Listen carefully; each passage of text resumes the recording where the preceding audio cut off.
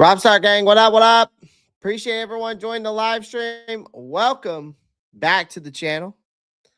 Welcome, of course, to the New Year's Eve show. I told you I was going to be live again on Wednesday. Here we are. It's an earlier show. Because, of course, I'm going to enjoy the night tonight. Going to relax, have a couple cocktails, eat some food, and enjoy the night. Nothing crazy this year. I wasn't feeling like the whole New Year's, I wasn't feeling like the whole New Year's thing. You know what I mean? I wasn't feeling the whole New Year's thing. It's just another day, just a new year. Just the way I look at it. Same thing with like my birthday now. It's like, it's another day, It's another day. But again, I appreciate everyone joining the live stream. Appreciate everybody being here right now. I do appreciate that. Shout out to everybody in the chat. I appreciate you guys. I hope everyone is having a good start to the basically the new year. I mean, it's New Year's Eve, but I hope everyone's having a great start to their New Year's Eve.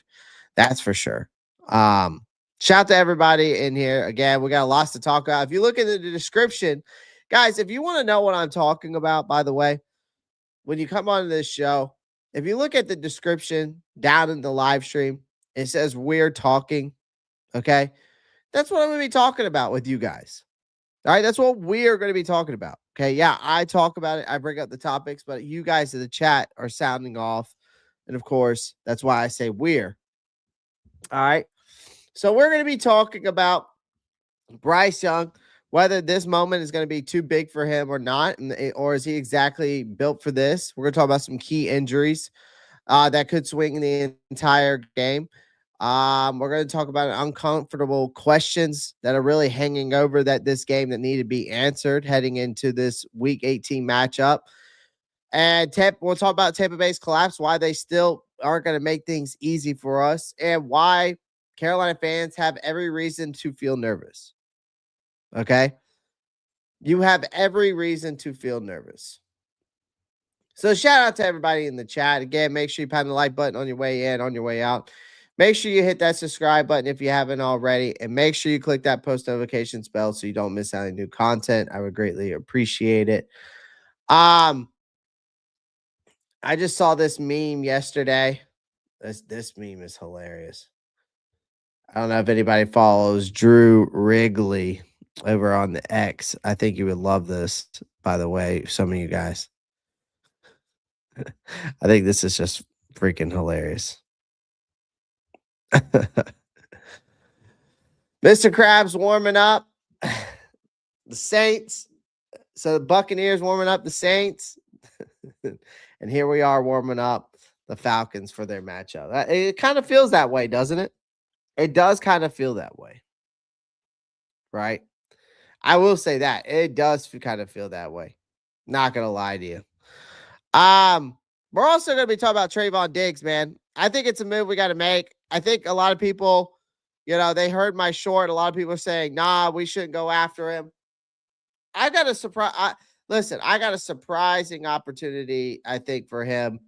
And I think he's a guy that fell in our lap that could be someone interesting that we take a look at, take a peek at. All right, hold on. Let me get to the playoff bracket right now. All right. So we're looking at the playoff bracket. Here's the thing I got to say first thing first. Especially in this matchup against the Buccaneers. Like, I do want to say this. Like, I feel like if the Panthers, even though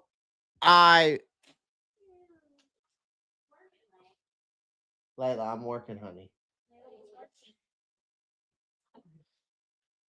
I can't hold you right now. I'll hold you after I'm done. All right? No.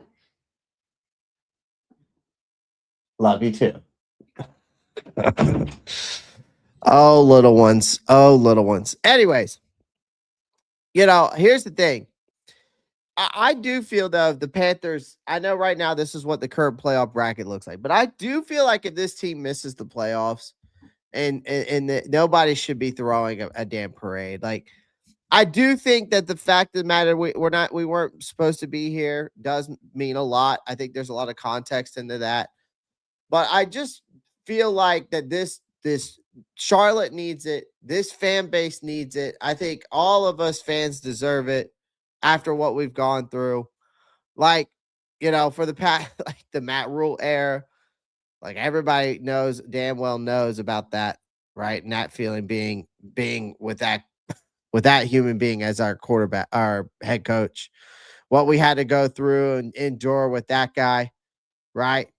Um, it's like right now there's temptation around the Carolina Panthers in this team right now to spend this season as a feel good story, no matter how it ends up, right, chat? Like we're just like no matter how it ends, improvement, growth, direction.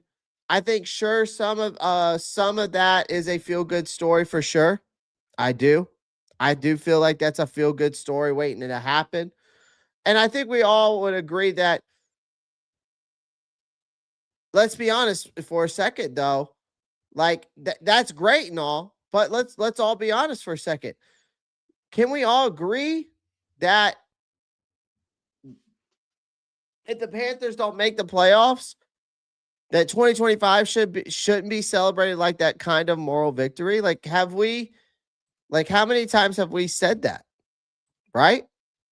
I mean, we've all said that multiple times, I feel like, as a fan base, as on this channel, right? We're tired of moral victories, We're tired of being mediocre. I want to see 9 wins. I want to see not 8 wins, I want to see 9 wins. I want to see Bryce Young step up in this big time moments, which we're going to talk more about that. Is he built for this? Is this his division to win? Is he big enough for the lights? Or is this moment going to end up being too big for him? Now, again, I picked again, if you watched last night, and we seen him against the Bucks. He played very well. He was the highest rated quarterback in week 16 against the Buccaneers. And I get it. Progress matters, chat. Like, results matter more, though. Again, this is a result-driven league, no? It's a result-driven league. That's the question. Or not the question, but that's the truth. It's a result-driven league. It's what have you done for me lately? That's what type of league this is.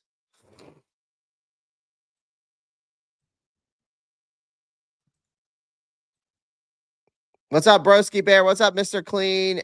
Straight up. What's up, Buck Skull gang in the house?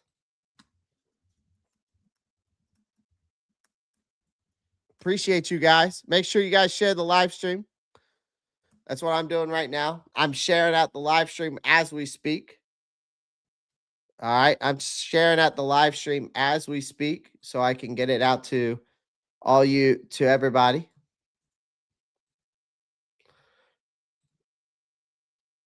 So we can get it out to everybody.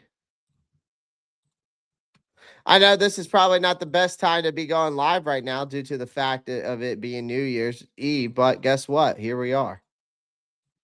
Here we are. You know what I mean? It is what it is.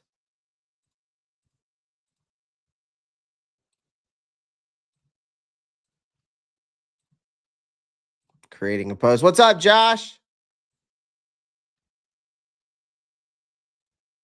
What's up, T. Cole?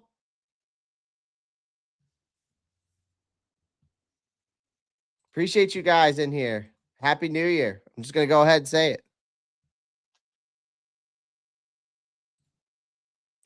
I'm just going to go ahead and say it. Happy New Year. Because I don't know. I'll see you guys on Friday, but Happy New Year. I'm going to go ahead and say it now. What's up, Brad? So again, like,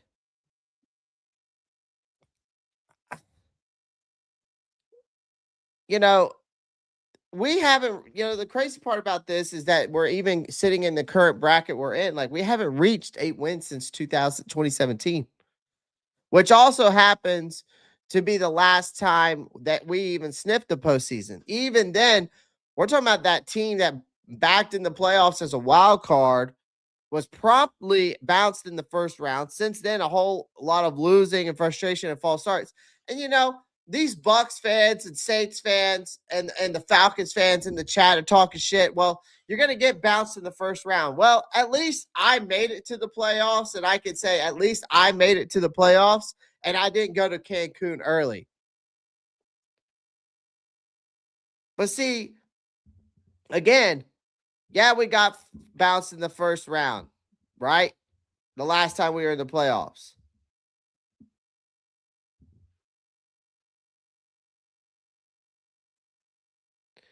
A whole lot of losing, a whole lot of frustration and false starts. Like, that's why this season feels different. Like, Carolina have won, this team has won 7 total games combined, right? During Bryce Young's first 2 seasons. And now under Dave Canales, the team has finally shown some steady, legitimate growth. Went from 5-12 last year under Dave Canales. Now we are sitting 8-8, looking to go 9-8. Again, I know that this year already exceeds a lot of what most people realistically expect when the season kicked off. That part deserves acknowledgement, but acknowledgement isn't the same thing as celebration. And if the Panthers end the year 8-9, miss the playoffs, then you watch Tampa Bay walk away with the NFC South because Carolina couldn't finish the job, then no, this season doesn't get a happy ending just because expectations were low back in August. Again, progress is real. There ain't no doubt about that. All right. The progress has been real. But again, what I'm preaching here is that we also saw a lot of missed opportunities. Let's be clear here. If we finish 8-8, it wouldn't be a disaster. It would technically be that Carolina's most successful season in 8 years. And if you told fans, and if I told you fans before week 1 that the Panthers would miss the playoffs only because of a tiebreaker, most of you guys would have signed up immediately and called it a massive step forward. And again, you wouldn't be wrong. But every national voice sees it that way. Like, I've seen it on Bleacher Report. I've seen it on other things. We just got ranked 14th this week in power rankings. All right. Despite the brutal loss, pointing out the obvious growth across the roster. And again, Bryce Young has shown some growth this year besides that last game. But again, we can actually, if we can actually win, regardless whether we win the division or reach the playoffs or whatever, the development of this team and what we've seen from a team as a whole standpoint, and Dave Canales in his second year, you can even throw in some of the growth that you've seen from Bryce. It's not enough though. Is a reason to be optimism, but nobody thought that we would be here, right? Even having a shot at this division title when the season started. So that's all fair. It's also not the full story because one door is wide open, and we're, because once the door is wide open, failing to walk through it isn't growth. That's an absolute choke job. You know what I mean? Like, the division has been begging Carolina to take it this year. This is where the uncomfortable truth comes in, and I don't think a lot of people understand that. The NFC South has basically been gift wrapped to the Panthers 2 weeks ago. For the past 2 weeks, the NFC South has been like, here, Carolina, take it. And we have repeatedly fumbled it. If we're being completely honest.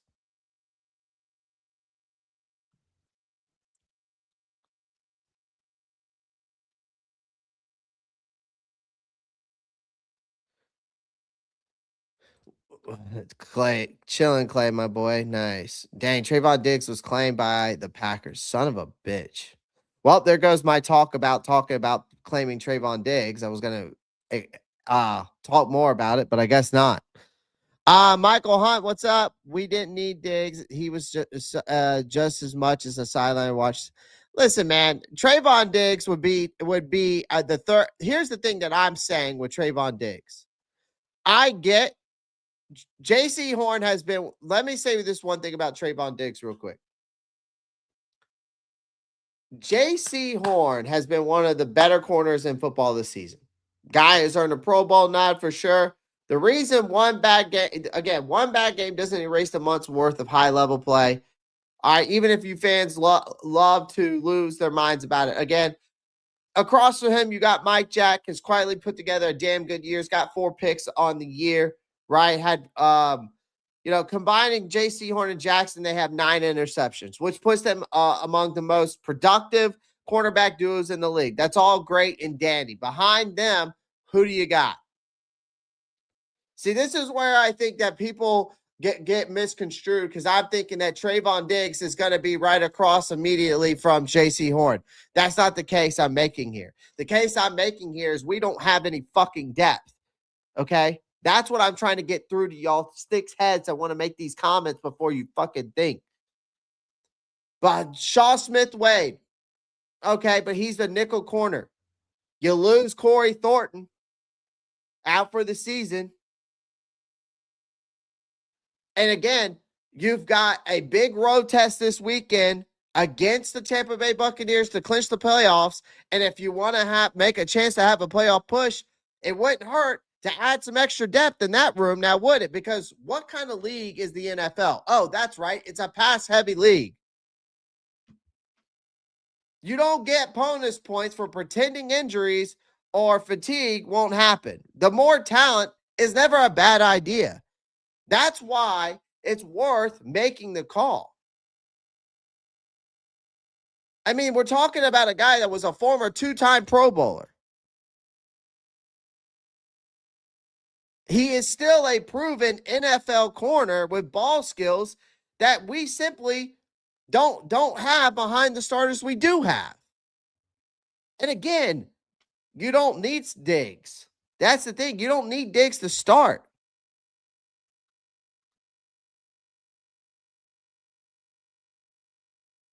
You don't need Diggs to start. All right? I just want people to realize what you could have had before it was gone, because you watch. That's the beauty of it all. You didn't need Diggs to start. This wouldn't be a save the season signing. It would be a depth upgrade. You as a third corner or a rotational piece. Diggs makes a lot of sense, even with his hot cold reputation. Let's be honest. Are we stacked at the corner position? Why would you turn your nose away from a high level football player in Tre'von Diggs? And again, it's not a risk move. There is no guaranteed money left on Tre'von Diggs' contract. So that makes it a zero risk move. Because guess what? If it works, great. You add a talented defensive back for the stretch run. If it doesn't, you cut bait, you move on. No long-term damage, no cap nightmare, no regrets. That's all I was saying. I understand that there are red flags.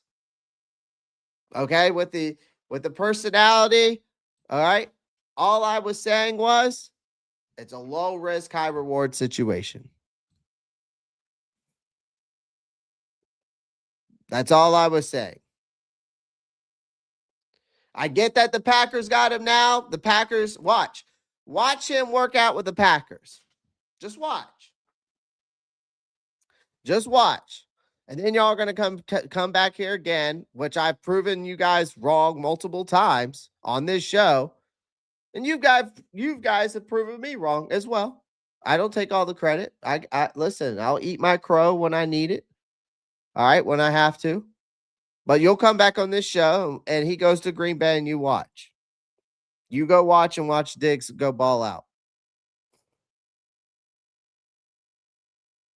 Because he probably didn't want to be in Dallas anymore if you think about the internal issues.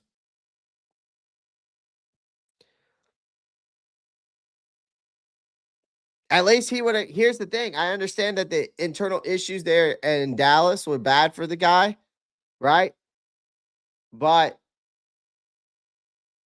at least the locker room culture here, again, would have been a lot more stable than over there.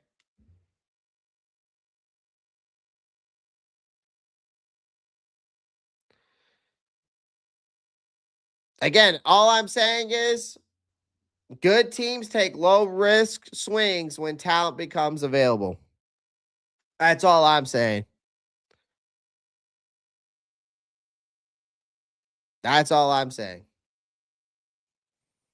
That's all I'm saying. Good teams take um, low risk swings when talent becomes available. And this one of the, and I think what Green Bay did with Diggs is one of those swings, and it was probably a pretty damn smart one to take. I'm not gonna lie to you. So, but again, shout out to the Packers, man. Shout out to the Packers on that one. All right, let's get into some uncomfortable conversations, chat. Let's get into some uncomfortable conversations. We got to have an uncomfortable conversation again, real quick. All right. Let me get back in here real quick. So this is interesting. Game previews. You've already seen all the scores. When I break down this game preview on Friday, we'll dive more into this, and we're going to probably stay on this topic for a minute. All right. Why? I'm going to tell you why I think Carolina might actually pull this one off. Okay, and I'm going to tell you why we could absolutely screw this up, and then I'm going to be talking about why Tampa Bay is falling apart. And why the Panthers could still lose anyways. So we're going to go through all that with this. Then I have 5 questions I want to ask you, chat. And I do want you guys to sound off that are hanging over the head of this game. First things first. Why I think we actually might pull this off. And it's weird. Because of this uncomfortable pattern we've been seeing has been kind of working in our favor, right? The season has followed a bizarre rhythm here in Carolina. Whether you believe in trends or you think they're total bullshit, whatever you guys think, right? What's up, Tyrone? What's up, J-Rock? Luke, what's good? Appreciate you guys. So for example, the numbers are hard to ignore. The Panthers haven't won or lost back-to-back games in their last 10 contests. So dating all the way back to that 13-6 win over the Jets in week 6, every result has alternated. Win, loss, over and over again, right? So we're coming off a 27-10 loss to Seattle, which according to this absurd pattern, meaning that they're due for a win in week 18, it gets even stranger, chat. Like over the last 6 games, Carolina has alternated scoring above and below 20 points. All right, so if we're going over the last 6 games, Atlanta, you scored 30 points. You won that game. At San Francisco, you lost that game. We scored 9 points. Versus the Rams, you won that game, scored 31. Lost to the New Orleans Saints, points. All right. 17. 23 points versus Tampa Bay, win. 10 points versus Seattle, loss.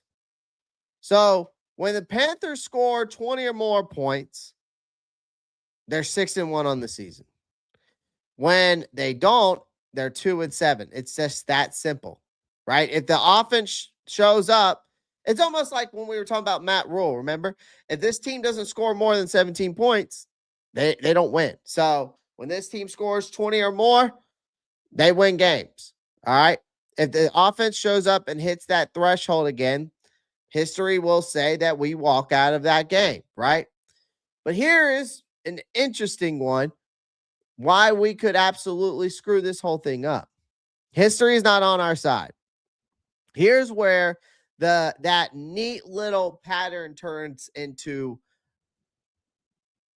some weird shit that I did some research on this. So, listen to this fun fact. And 6 teams in the NFL have gone 10 or more games alternating wins or losses, including, us this year. Every single one of the other 5 teams failed to make the playoffs. So, for example, 1994, the Colts, 12 games. 2010 Dolphins, 11. 2001 Broncos, 11. 2013 Jets, 10. And then the 2025 Lions, 10. So if Carolina keeps alternating results, right, and loses in week 18, they won't just miss the postseason. They'll be in this like depressing historical trend. I'm bringing some historical facts to you. And I just thought it was interesting. That's why I wanted to bring it to the show today. But then, so listen to this. All right. To break that down, they'd have to become the first team ever to alternate results for 10 plus games and still make the playoffs. That would be one hell of a thing to bet on. Now, here's another reason why the Panthers can win, and it's because Tampa Bay is falling apart.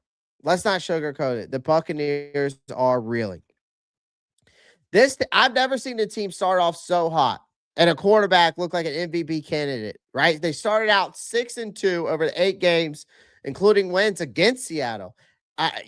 When they beat Seattle at Seattle, against San Francisco before the week 9 bye. So since then, they've absolutely collapsed. They're 1-7 over the last 8 games and have lost 4 straight. Most recently, they lost to Miami, right? So over that 8 straight games, I'm reading off some stats to you. The Bucs have allowed 27.4 points per game while scoring just 20.9. They've also are -2 in turnovers, which means they're coughing up the ball which they coughed up the ball 3 times against Miami alone. Baker Mayfield hasn't exactly lit the world on fire over the last 8 weeks. He's only completing 61.5% of his passes. He's only averaging 196.4 yards per game, and with 13 total touchdowns, which means he's got 12 passing, 1 rushing, and then 10 turnovers. He's had 8 interceptions and 2 fumbles. Let's not forget he played us. So this is not a very confident group. This is no longer a dangerous football team that it once was when they started out. This is a team hanging on by a thread. Now, why we could still lose anyway. The reason why I think that Carolina could still lose this game, even though if you watched the NFC South roundtable, you heard my thoughts. Inconsistency has been the enemy of this team all year. The Dr. Jekyll, Mr. Hyde. This is the part where you Panthers fans know all too well that this team cannot get out of its own damn way. In this win-loss pattern isn't some cosmic like coincidence, right? It's like this symptom of like how inconsistent we have been all season. They haven't won back-to-back games since rattling off 3 straight victories between the weeks 5 and 7. They've scored 20 plus points in consecutive games only once all year. Week 5 against Miami and week 6 against Dallas, right? Dave Canales' play calling to Bryce Young's execution. The offense has struggled to sustain success. One week it looks competent, creative, and aggressive. The next week it completely disappears. The lack of consistency is the exact reason this game feels so volatile, right? Like this team could absolutely capitalize on a declining Tampa Bay team, or they could absolutely flatline and fail to hit the 20 points. That seems to be the case when they win football games. And just watch this division slip through their fingers yet.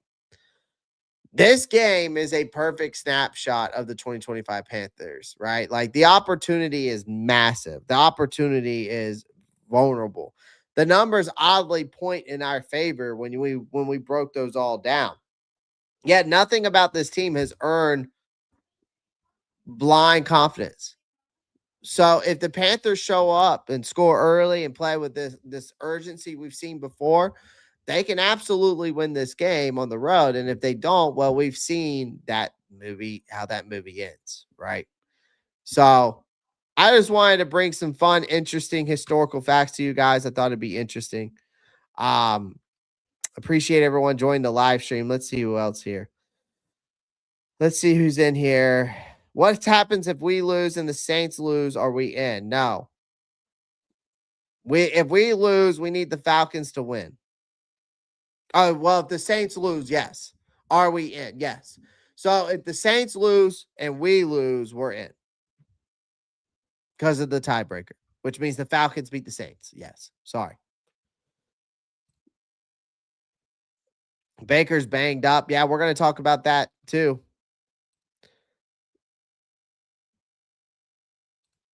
So we'll talk more about again, we're going to do my full week 18 preview breakdown on Friday. I just wanted to come on here, bring some fun facts to you guys.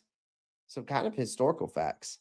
I do want to talk about one thing that I saw interesting, which was about Rico Dowdle's contract, but maybe I'll save that for another time. Save that for another time. All right, let's continue with this though. Let's continue with this. Let me ask you let's get into the questions and then we'll get into the injury situations. Let me ask you a couple questions here real quick. How much has changed for Tampa Bay since week 16? Anybody know?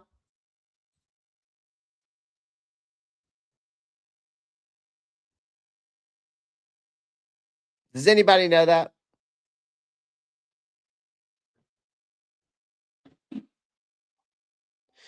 Does anybody know the answer to that question?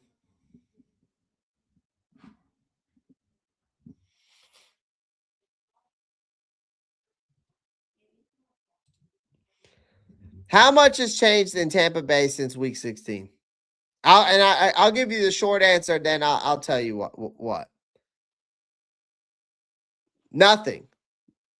Nothing has changed for Tampa Bay since week 16, since we played them. That's the problem. Nothing. The Bucs look exactly the same as they did 2 weeks ago when we beat them. And unfortunately for Tampa Bay, that means that they're still playing awful football across all three phases. This team is undisciplined. You got your head coach calling out your quarterback, saying that the quarterback play's got to be better, which he's not wrong in that case, but mentally sloppy and they're completely lacking direction right now. There's no clear identity on this offense. There's no clear identity on their defense or special teams. Mistakes aren't occasionally happening. They're expected. Look at what Baker Mayfield's doing. The turnover ratio over there is -2, so that's not good. That's a brutal place to be when you're facing a division deciding game. This isn't a team trending upward. It's one stumbling around something magical that fixes and something that magically just fixes itself. But most of the time, it usually doesn't. I will say this: experience is on their side. This Tampa Bay Buccaneers has been to the playoffs. We haven't.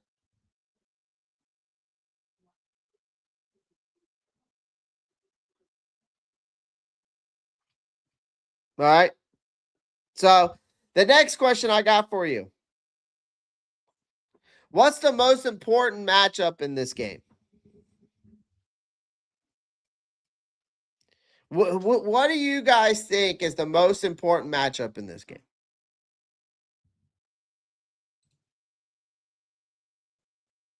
Sound off, chat. I'm interested to hear y'all's thoughts. I really want to know. I want to know to you guys' opinion. What's the most important matchup in this game?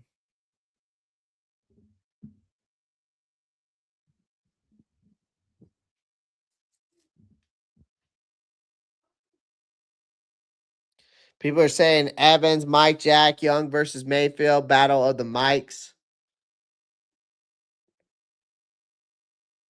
I'm interested. See if anybody thinks outside the box. Mike Jack versus Baker. All right. The most important matchup is the Buccaneers versus themselves. It's not the Panthers offense versus the Bucs defense or vice versa.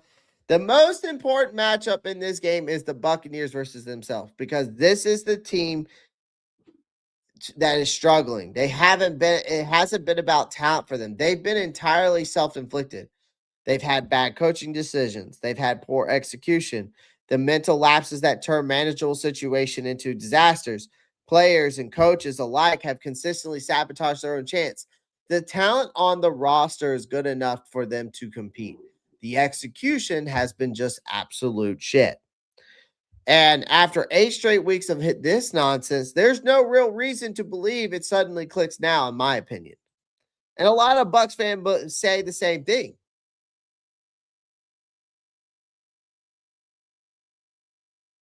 So the most important matchup, to be honest with you, I think it's the Buccaneers versus themselves. I think it's the Panthers versus themselves. Which team comes in and makes less mistakes? Which team comes in more mentally ready? Which team comes in and executes the playbook?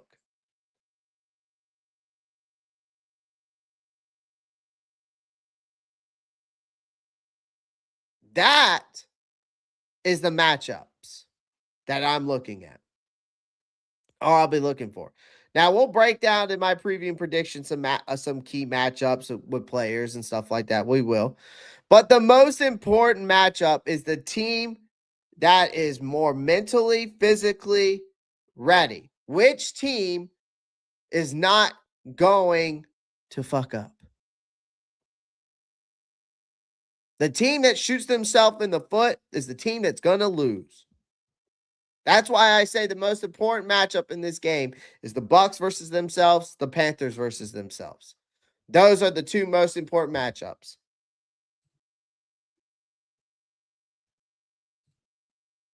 Those are the two most important matchups, in my opinion.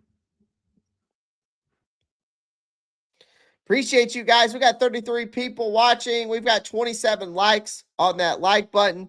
Again, hit that thumbs up button. I would greatly appreciate it. It's that simple right there, chat. I really would. It means a lot to me if you guys would hit that like button. Oh, I'm throwing some hearts at you. I'll even throw a little thumbs up at you. It's very simple to hit that like button. Bam. There you go. All right. Here, we can also have a light show. Happy New Year. Watch this. Boom. All right. Shout out to MacBooks, man. MacBooks do some crazy stuff. All right. So make sure you guys hit that thumbs up button. I would greatly appreciate it, okay?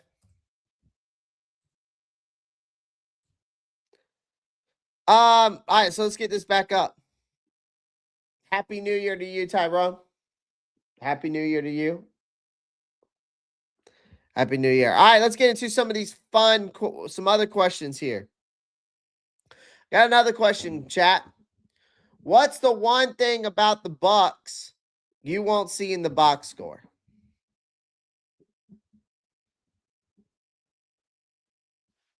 What's one thing about the Bucs you won't see in the box score, chat?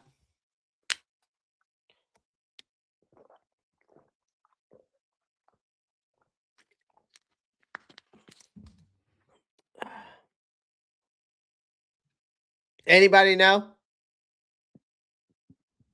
If you want to understand how broken things are in Tampa Bay, look at their special teams. It's so bad that head coach Todd Bowles openly admitted this week that he's instructed kicker Chase McLaughlin to only kick touchbacks, not for strategy, but out of fear. The Bucs literally don't trust their special teams unit to cover their kickoff without screwing it up. So, and when McLaughlin kicked one inbounds against Miami, the Dolphins returned it to midfield. So that's not a fluke. That's a coaching staff waving the white flag saying, please don't make us play defense on special teams. That's the crazy part, man.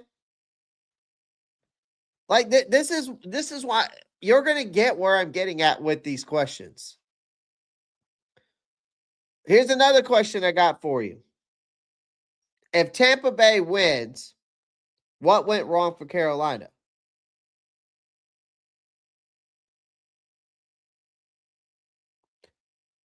I think for the Buccaneers to win this game, Carolina probably has to help them a lot. So what I mean by that is, specifically, Bryce Young would need to have one of his disaster performances, like the one against Seattle.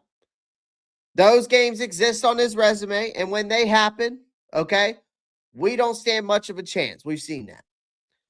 The irony of that, though, is that Tampa Bay's defense isn't particularly good at stopping quarterbacks from doing whatever the hell they want. So if Bryce plays within himself and avoids imploding again, the Bucs don't have a reliable answer. A Buccaneers win likely requires for Carolina to step on its own rake repeatedly and get absolutely slapped in the face multiple times.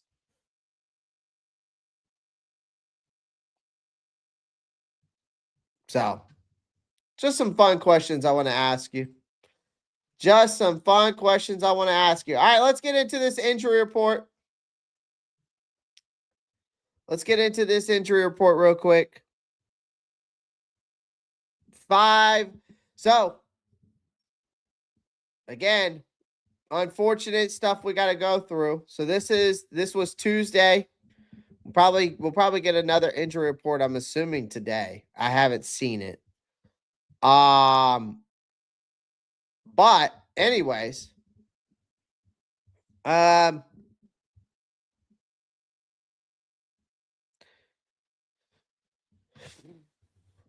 injury situations. We've got a lot of injury situations that matter on this list.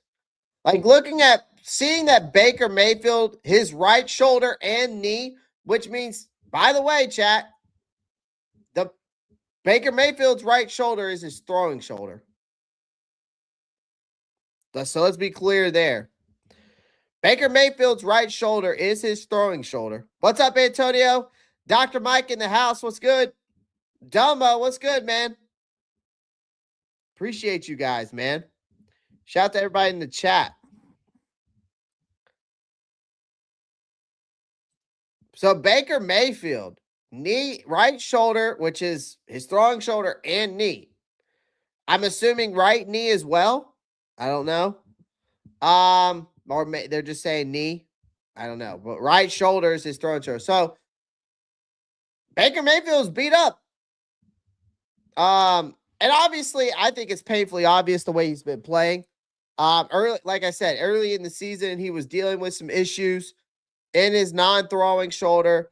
His play dipped nosebleed. Now things are worse. His throwing shoulder and knee are both bothering him. That's a brutal combo for any quarterback, especially one who relies on timing, movement, confidence. It absolutely factored into Carolina beating Tampa Bay the last time these teams met. And if Mayfield is even more limited now, that's a massive opening for Panthers to walk out with the division. Again, a compromised Baker Mayfield isn't just less effective. He's more mistake prone. And in a winner take all type of game, that's dangerous as hell, right? Now for us, Robert Hunt, again, on IR, they did open up his 21-day window. I just spoke about him today. Was limited all last week, but was full participant this week. Again, they're going to be we got to keep an eye on him. If he can go, that would be a huge deal. If it doesn't make headlines, right? The offensive line is held up surprisingly well without him, but again, getting Hunt back adds depth, power, flexibility up front. Also adds, I think, a major, I I would say, what's the word I'm looking for? A true voice on that offensive line, um, a true captain, a guy that can really, I think, get this offense in a stable position. I do think that Robert Hunt would be obviously better than Austin Corbett right now. And we desperately need some help in the run game. That guy would open up the run lanes. We all know that, which is obviously cooled off lately. This offense, Dave Canales wants to run the ball. That there's no secret about that. You getting Hunt back and available to create push inside would be a huge difference between 2 yards per run and chunk plays that you've seen. It will directly impact on how effective both Rico Dowdle and Chuba Hubbard can be, right? Especially in a grind out game that matters more than the flashy shit. All right. So I hope we can get Robert Hunt back. That would be huge, but we'll see.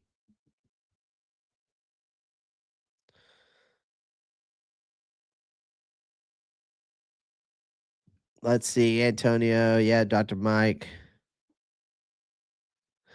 Broski says, I think the Panthers beat the Buccaneers. I hear you. Chuba need to pick up, then shake my head. Yep. Rico will go 1,200, get his 1 million bonus. I hear you. I hear you. Let's go into some more injuries here. The big ones. Rico Dowdle, a toe injury. Okay. I don't know if it's turf toe or not. I've heard that it could be. I saw Dr. Mike say that it is turf toe. I'm not sure. I don't think it's turf toe. If it is turf toe, then he's done. If Rico Dowdle's got turf toe in chat, it's over for him the rest of the season. It don't matter if we make the playoffs, he's done. But him showing up on the injury report is bad enough. The fact that it's a toe injury, and if it is turf toe, he didn't practice at all, which is worse. He's unlikely to miss the game from what I've heard. But we cannot absolutely afford for him to be limited. Dowdle has been obviously a revelation this season. His physical, his violent run style through contact has been a huge reason why we've seen the ground game do so well this season. And Hubbard has been fine in the backup role. He's not the same guy he was earlier in the year. I think that we wasted a contract on him now after what I've seen. I'm just being honest. I think Chuba Hubbard wasn't worth the $34 million contract. He has his moments where he shows up and looks like the guy, but he still doesn't look right.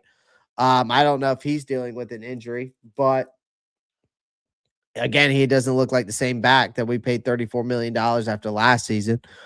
But if Dowdle can't go or can't be himself, the Panthers' entire offense approach changes, and really not in a good way. This is one of those injuries that doesn't sound dramatic, but could quietly screw everything up, in my opinion, because I think Rico Dowdle, if you can definitely get Robert Hunt back and the guy who can open up run lanes for you, having Rico Dowdle would be, and losing him would suck. So Chuba has relaxed all season. I know, right? Seems like that. It seems like that. Next one on the Tampa Bay Buccaneers, though, look at Tristan Wirfs. Tristan Wirfs, toe, did not participate. What is he dealing with turf toe? Right? If Tristan Wirfs can't suit up, that's enormous. Wirfs is one of the best offensive linemen in the league, period. His absence would leave a massive hole on that Tampa Bay's line. That matters because Carolina, we would particularly have been good at rushing the passer. We haven't been very good rushing the passer as of late, but last week we looked very well. But you take away the Bucs' best pass protector, and suddenly you've got Jiro Evero might actually be able to dial up some pressure that works, maybe like he did against Seattle. It also affects Tampa's run game. And the Bucs definitely want to lean heavily on Bucky Irvin and Rachaad White and those guys. That's what they wanted to do in the first meeting. But losing one of their best blockers would make that plan a lot harder to execute. This is one of those no guarantee, but holy shit, it would help situations. I don't wish any ill will or injuries on anyone or anybody's team. But again, all I'm saying is if he can't suit up, that would be absolutely enormous.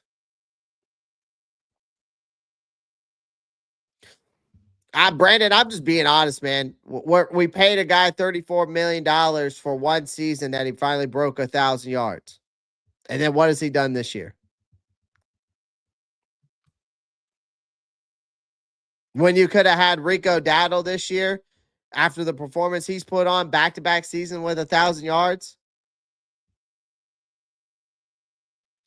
you could have paid him like 22 million, 24. That's all I'm saying. You could have got Rico Dowdle this year after the performance he had this year. You could have got him for 24 million. I guarantee it. There's even an article out there right now that's saying that you could have got him for 22 to 24 million. Chuba was injured. That's an excuse for how long? What? 3 weeks? 4 weeks? We've seen running backs who still go out there after injuries and produce.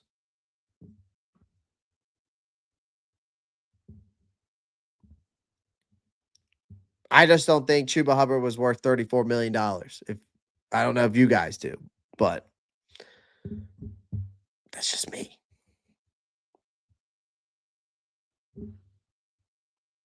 I've never seen Chuba Hubbard take over a game like Rico Dowdle has. That's for sure. I'm just saying, man. It's just one man's opinion. You don't have to agree with it. If you think that Chuba was worth the money, that's fine. I just don't. Did he earn a contract last year? Yes. I think Chuba Hubbard earned a contract last year, but I don't think I would have paid him that much. That's just me. I just wouldn't giving him 34. But I don't think Carolina had any choice either, chat. Because they knew that Jonathan Brooks wasn't going to be coming back this year. They probably were looking for a backup, right? They didn't know who they were going to get. And I guess, obviously once they found out that Dallas wasn't going to re-sign Rico, they went and got him.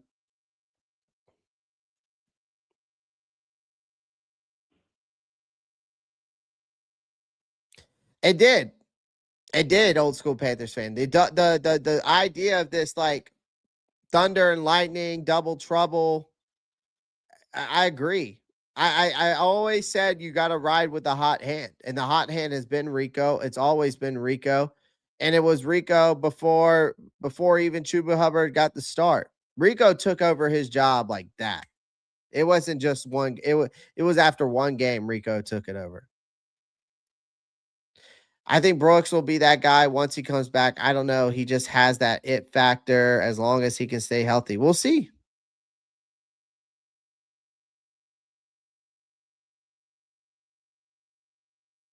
We'll see. We'll see. I mean, listen, if I can get Brooks if Brooks comes back and he's even 80% of what he was at Texas, he'll be the best running back on this team. You give me 80% of what Jonathan Brooks was at Texas, what we saw at Texas, and you put him on this team. Yeah. I hope he comes back, and I hope that he's another Thomas Davis that can play for years after 2 torn ACLs in the same knee. I just don't know if I trust it. I wouldn't put all my eggs in one basket on that. And who's talking about trading or paying Jalen Coker? Let's hold off on paying Coker. Not saying I don't think that he's good, and I don't think that he can be good. But let's not sit here and act like we got to give him a massive contract or something. All right, another one. David Moore down there is one of the most interesting ones to me. I know this is weird to say, but I think we have missed David Moore. Part of me says that because he's not flashy. He's not a changing games on his own type of guy. But the thing about David Moore as a receiver, we've said it and we've seen it time and time again. He's reliable. And we've noticed in games, Bryce has gone to David Moore a good amount of times, even from last year.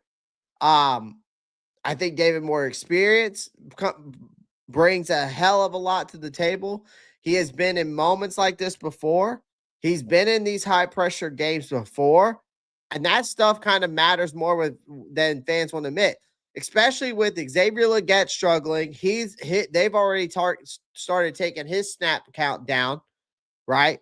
Legette has continued to, again, besides against Seattle, likely to draw up double teams, right? You need another trustworthy option. Jalen Coker has been helping, and he can help, but Moore is that steady, maybe that outlet that Bryce Young tend to lean on when things get a little tight. In this game like this, you don't want your QB don't want heroes. He wants guys who will be there and when he needs them and be where they're supposed to be, right? And I think a guy like David Moore would D Moore would absolutely give him a guy that he can rely on, and he just fits the bill, man.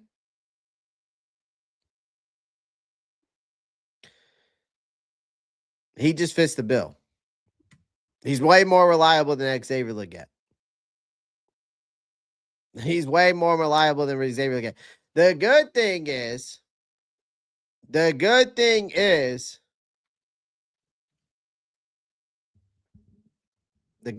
for David Moore is that you know what you're getting out of him. Jeff, I've been saying that for the longest time. You need a true power back for short yardages. I've been saying that. I've been saying that on this channel. So, yeah.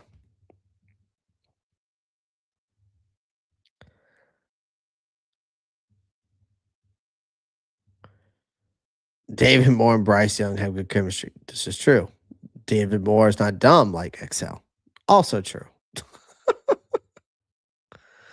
David Moore knows the system. Also true. What's up, Jarvis? Appreciate you, man. Appreciate you guys. So it all comes down to this, chat. There's one guy I want to talk about here. There's one particular gentleman I want to talk about in this last game, and we'll dive more into him. All right. We'll dive more into him as we do the week 18 preview.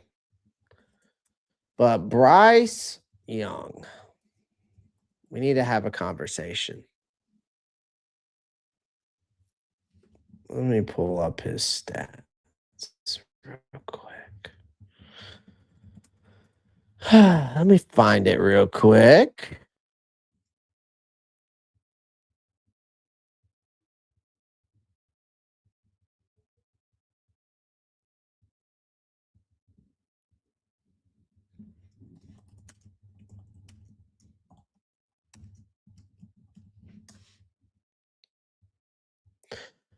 Okay.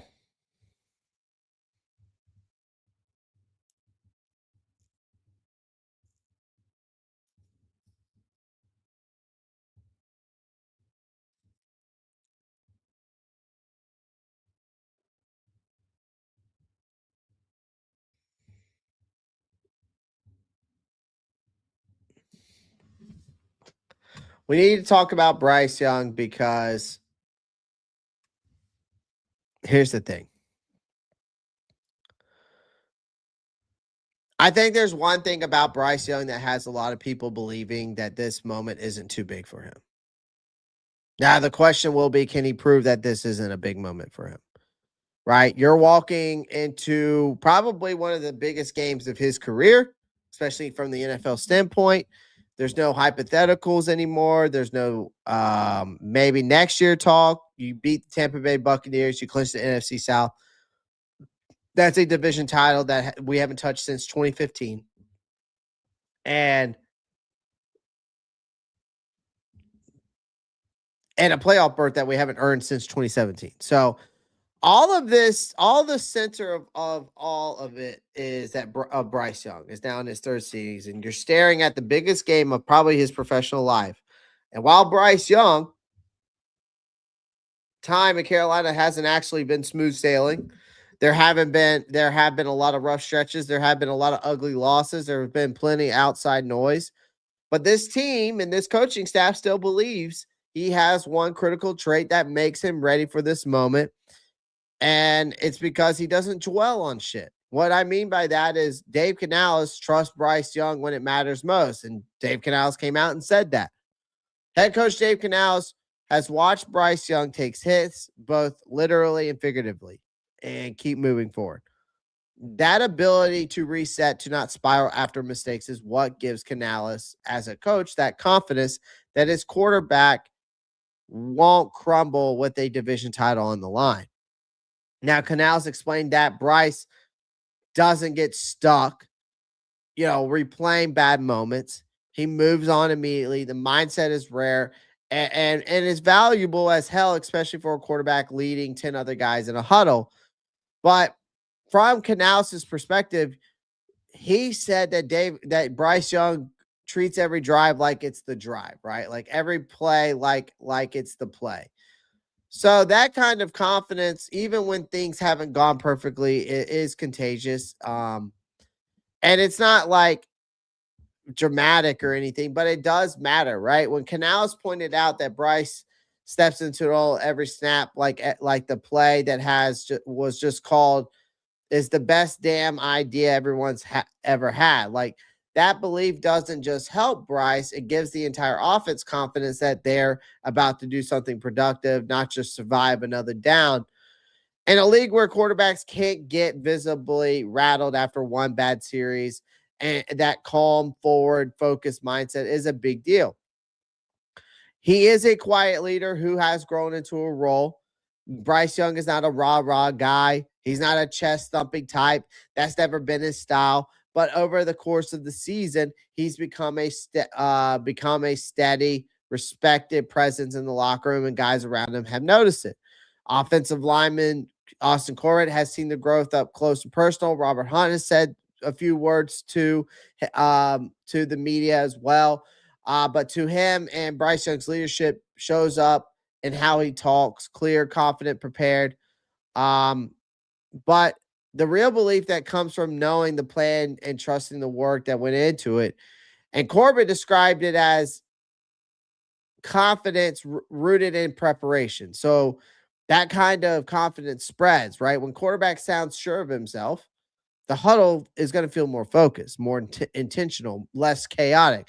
That leads to better execution and a better overall mindset, right? But Bryce Young has to be better, chat.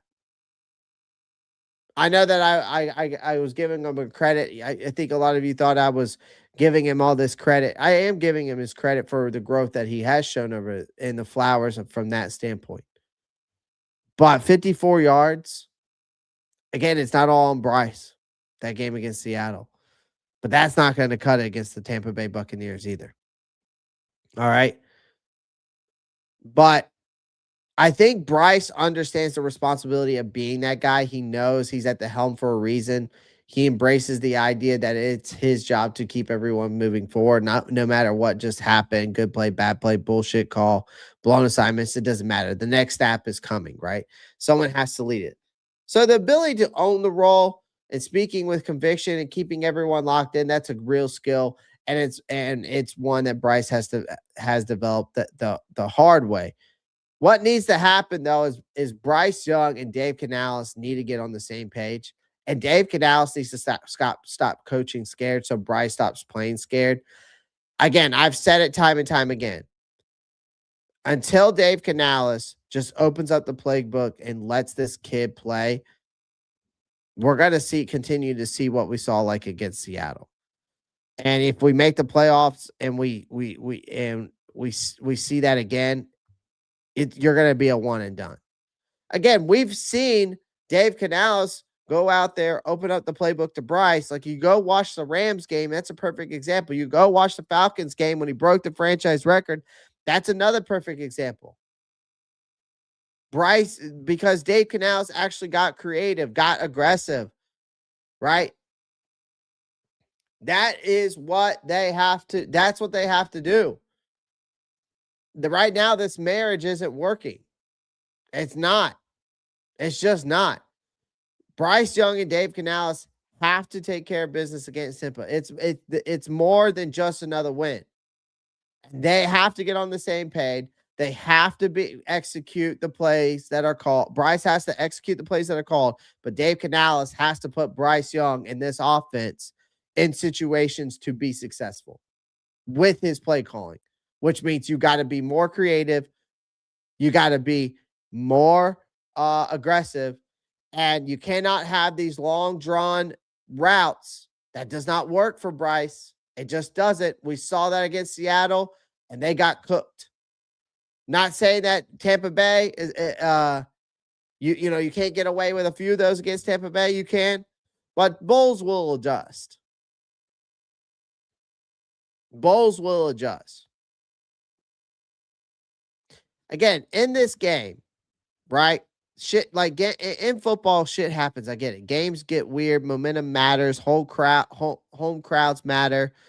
And suddenly, a season that started with the modest expectations turns into something dangerous, right? None of this means that in this next game, again, this last game of the regular season, that Bryce has to be perfect, because he's not. But we don't need perfect right now. We need steady, consistent play calling, steady, consistent execution, right? But Dave Canales has to put this offense in situations to be successful, right? They need to be composed. They need a Bryce Young to be the quarterback who won't panic when the moment gets loud. And from what we're seeing, Dave Canales believes that he's that guy that isn't too big for this moment, right? Or the moment's not too big for him.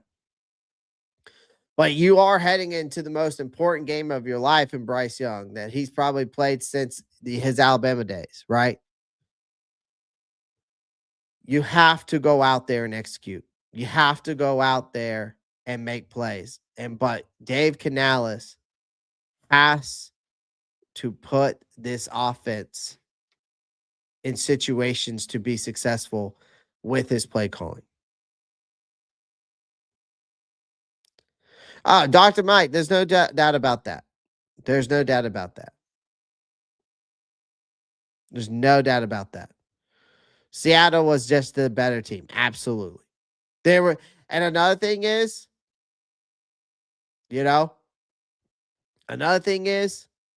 like Seattle, there was no adjustments made on the offense from Dave Canales. But I think Dave Canales tried to, but Mike McDonald just countered it. I think Mike McDonald had the perfect game plan. He had the blueprint. And that defense is for real. That's an elite defense.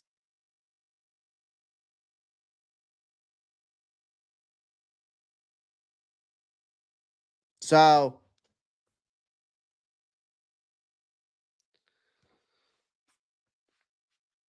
yeah. Yeah. We'll break more Bryce down, what I expect from him in this Tampa Bay game. I'll dive more into that in my week 18 preview on Friday. So, shout out to everybody in the chat again. I appreciate everyone joining the live stream. I just want to come on here for about an hour and talk about a few things.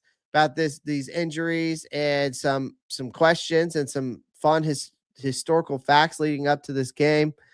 But anyways, I appreciate everyone joining the live stream. Do me a favor, make sure you smash that like button. Hit that subscribe button if you haven't already. Eli Grant, a Falcon fan in here. Shout out to you, brother. Appreciate you coming by. Clay, y'all making the playoffs regardless. Y'all don't even have to win this week. I appreciate that, Eli. Y'all are having to do, do it for us. You know what I mean, man? You have to do it. I'd rather win. I'd rather go into the playoffs 9-8 than just be like, I don't want to be an 8-9 team going in the playoffs. I just don't. It doesn't really look good for our division either. Every team has the blueprint to stop Bryce now. It seems like it. We need a coach that can be aggressive. I think the problem is I think Dave Canales, there's times when he gets aggressive and there's times that he doesn't. But the times that he doesn't get aggressive is the times that he needs to be aggressive. And then the times that he's not aggressive are the times that he needs to be aggressive. So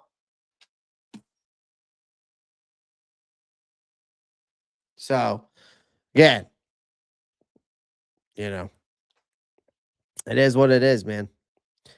It is what it is. But again, we'll dive into the week 18 preview and prediction on Friday. Again, I appreciate everyone joining the live stream tonight. Again, Happy New Year to everyone. I will see everyone on Friday again. I will see you for my week 18 preview. We will dive more into this game. Again, I appreciate everyone joining the live stream. Do me a favor, smash that like button, hit that subscribe button. And as always, guys, Happy New Year. And y'all know what to do. Keep pounding. I'm out. Peace.